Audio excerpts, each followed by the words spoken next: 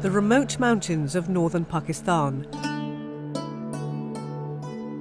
where the vast ranges of the Hindu Kush, Karakoram and Himalaya meet.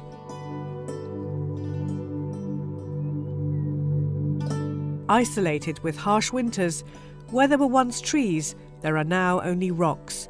Deforestation is a major problem here.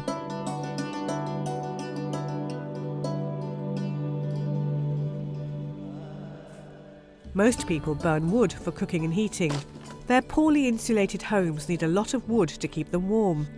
So the houses fill with smoke, a major cause of respiratory and eye disease.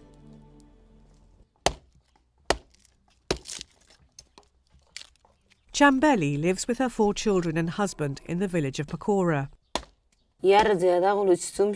Before we used lots of wood. We used to go far to collect it, but we use much less now. Like many others in her village, Chambeli's home is now much warmer. She has a cleaner, more efficient stove with a chimney.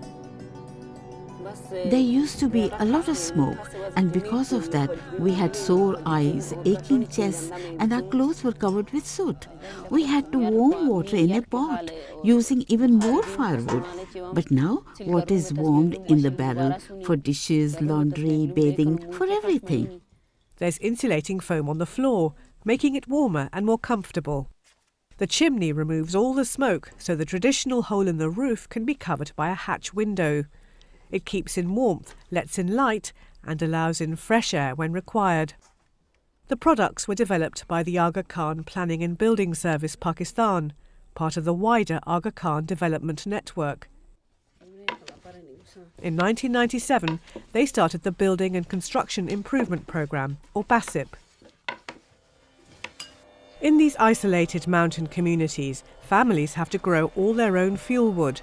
The challenge for BASIP was how to make people aware of their fuel-efficient products.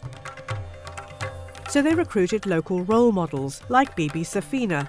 They call them resource people. When I started with BASIP, I used to go door to door telling people about the products. I would record the orders and pass them on to BASIP. Today, Bibi holds meetings in her home to promote the products. Most of the BASIP products are women-centered. These are the products which have been helpful in saving the time of women, which they spend to fetch the water, which they spend to collect the firewood.